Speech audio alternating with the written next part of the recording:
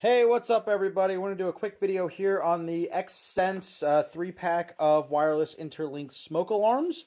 Part of the reasons why I got picked this up is because I actually do have two young children, and I really wanted, when I was looking at a smoke detector, I wanted something that where if one of them went off, all of them went off, which is nice because if I have say, God forbid, there's a fire in one end of the house, and I don't want to have to wait until that smoke makes its way into either my bedroom or one of my daughter's bedrooms before these start going off.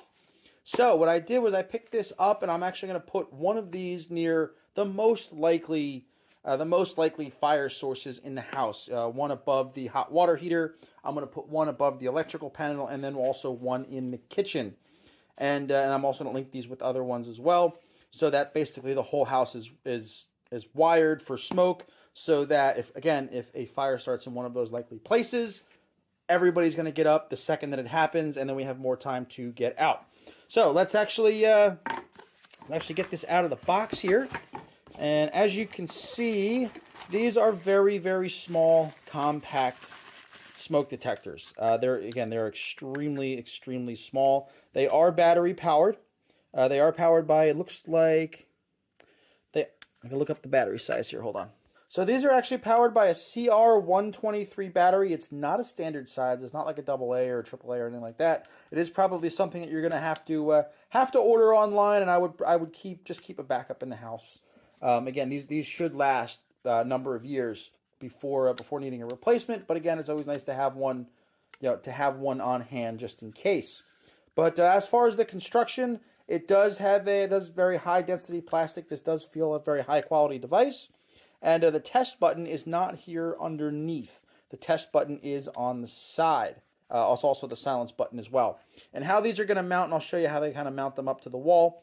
Essentially what happens is you put you're essentially just going to put two screws into the ceiling, and then this is going to go in, and then just, there's little, I got to take some of these plastic off here. But basically these little plastic tabs go into these holes, and basically it's an easy twist, and then it's going to be mounted flush. And they do actually give you mounting hardware in the box so that you don't actually have to buy anything. All you're going to need basically to mount is either a drill to put the little holes in here, a hammer to tap them in, and then it's just a little Phillips head screwdriver. I will show you how to actually mount these. Now, it's important to realize that everything that comes in a pack together is already interlinked and already paired up with each other. Okay, if you buy, for instance, I bought this pack of 3, I have this pack of 3 here, and these 3 are already interlinked. If you were to buy, say, a second pack, you would have to pair them up together. It's really, really simple. Basically, to go into pairing mode, you take the test button, hit that 4 times quickly.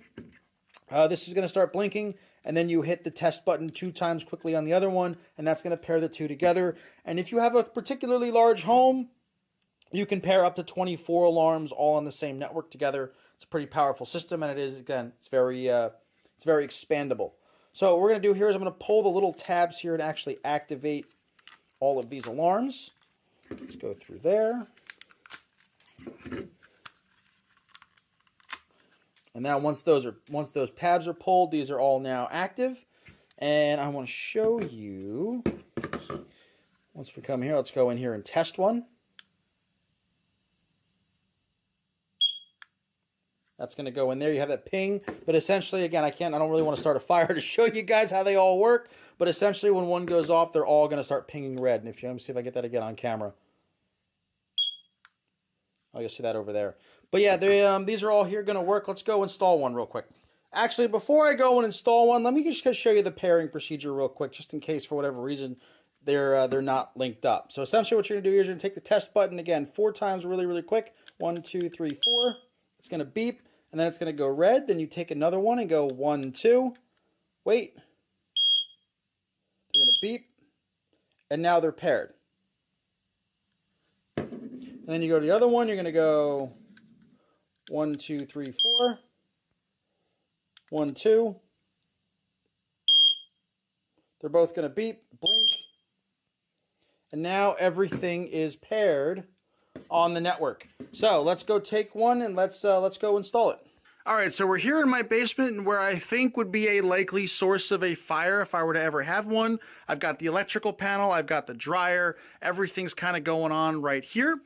So what I'm going to do is I'm actually going to install on this floor joist here, either one of these two floor joists. It's important to know when you're installing a smoke detector, you don't put it in the corner. Well, partially because I have a bunch of wires there, but if smoke is coming up a wall, it's going to kind of come around here and it creates, and you'll see this in the instruction manual, it kind of creates a void of dead space here. So even if there were a fire, even if there were smoke, if it's coming around, if the detector is right here, it might not actually register the fire. So either you want to put them on the wall about, I think it says 16 inches here from the bottom, or more than 20 inches from the wall. You just kind of want to stay out of that corner. So what I'm going to do here is, again, I'm going to put them right up here into the floor joist. I'm going to use this as a template, drill 2 little holes, and then just put the screws in there. All right, so as you can see, I basically, again, I use this like a template. I drilled these 2 little holes, and then I'm going to put the screws directly into the wood. You only need the plastic bumper little caps if you're going into drywall. If you're going into something that's wood, you actually, all you need is the screws. All right, so here we are with the piece. I just took the screws, put them directly into the wood using a drill, and now I've actually got the mount here firmly secured. Then the next thing we're going to do, we just take our alarm, put it into here, find the plastic, give it a twist to the right, and now we're installed. All you have to do is do that 2 more times, and you'll be all set. Now, if there's ever a fire here, I'm going to put another one up in my bedroom. That way, as soon as the smoke hits this, I'll know about it across the house. Highly recommend.